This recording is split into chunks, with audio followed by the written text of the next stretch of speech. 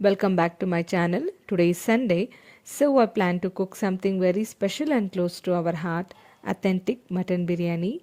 Sundays feel incomplete without a delicious homemade biryani, right? Today I got fresh mutton directly from Vistara Farm, which is located on Magadi Road in Bangalore. The meat is extremely fresh, very tender and perfect for biryani. When the meat quality is good, half of the taste is already guaranteed. Now let's come to the process of making biryani. First I cleaned the mutton properly and kept it aside. Next let's start with ginger garlic paste. I took a handful of garlic cloves and two small pieces of ginger, ground it freshly at home and kept it aside.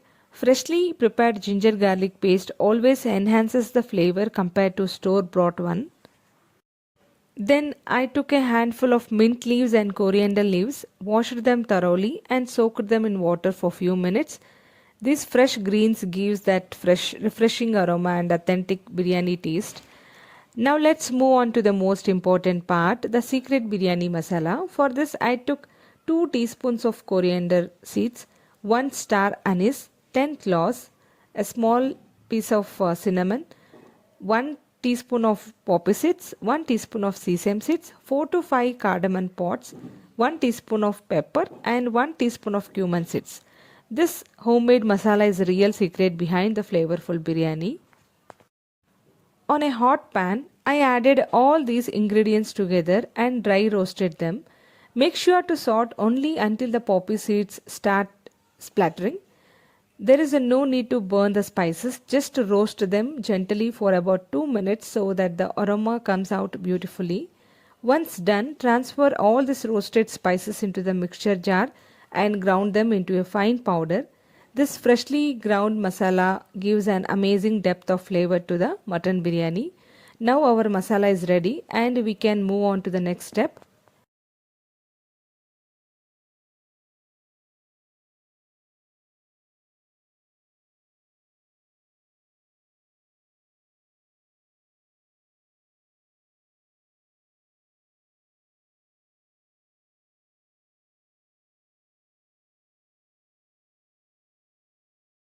Now let's move on to the cooking process.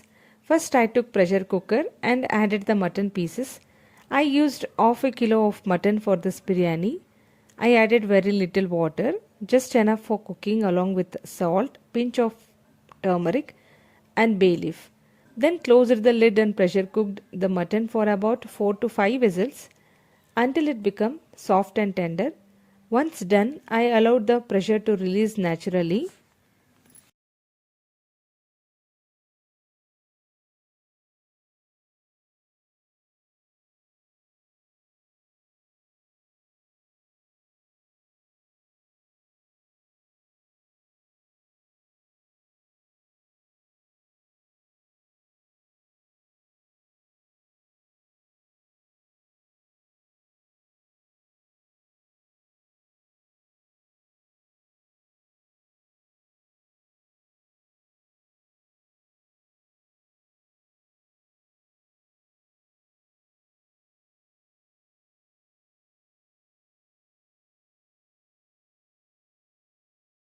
Meanwhile, let's prepare the masala paste for the biryani. For this, I kept a pan on medium flame and added 2 teaspoons of oil. To that, I added 3 small chopped onions, 2 chopped tomatoes, and 5 green chilies.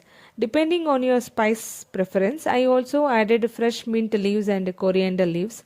I sauteed everything nicely until the onion turned soft and the tomatoes were well cooked. Once the mixture softened completely, I switched off the flame and allowed it to cool down. After cooling, I transferred this mixture into the mixture jar and ground it into a fine smooth paste. I kept this masala aside for later use.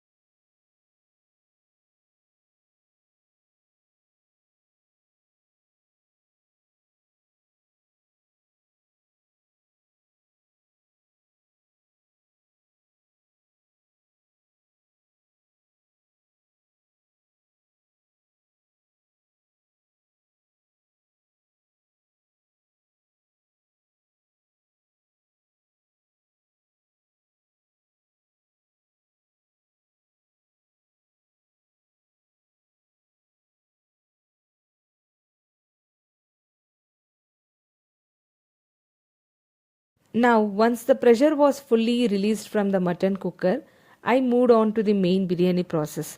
I took a heavy bottom biryani pot and placed it on a medium flame. I added 3 tablespoons of oil and allowed it to heat well. Then I added freshly grinded ginger garlic paste and sauteed it until the raw smell completely disappeared and nice aroma came out.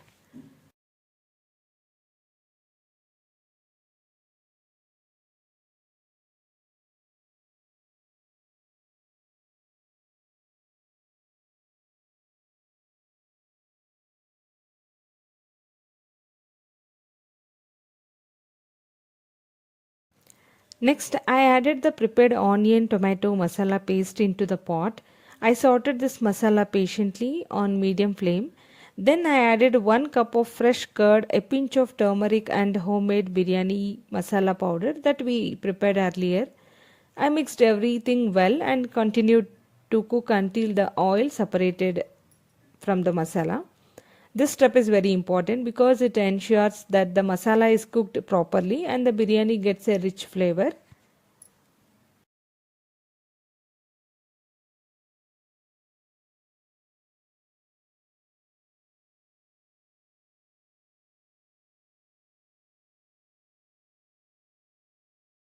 At this stage, I added the cooked mutton along with its stock into the masala. I mixed it gently so that mutton pieces get coated well with the masala. Now I adjusted the water ratio. For this biryani, I used 2 glasses of rice, so I added 4 glasses of water. Mainly, the perfect 1 is 2 ratio. I mixed everything well and allowed the water to come to the rolling boil. Once the water reached a boiling consistency, I added the soaked rice and gently mixed it.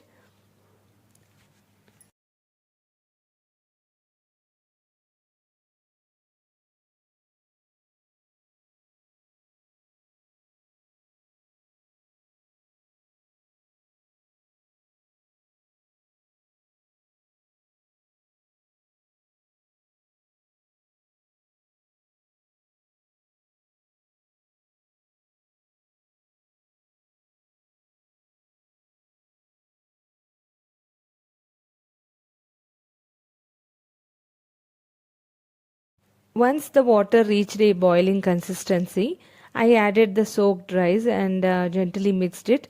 I closed the lid and allowed the rice to cook until it was about 70% done.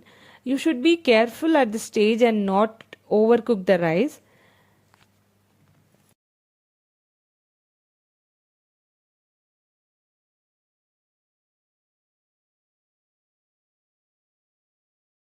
Now comes the final and most important step, dum to give dum. I placed an older dosa pan on the stove and kept it on medium flame. I placed the biryani pot on top of the dosa pan, covered it tightly with the lid and allowed it to cook on dum for about 15 minutes. This slow cooking helps all the flavor to blend beautifully and gives the authentic biryani aroma. After 15 minutes, I switched off the flame and allowed the biryani to rest for a few minutes before I opened the lid. And that's it. Our authentic homemade mutton biryani is ready. The aroma, the flavor, the texture are very perfect. Just amazing.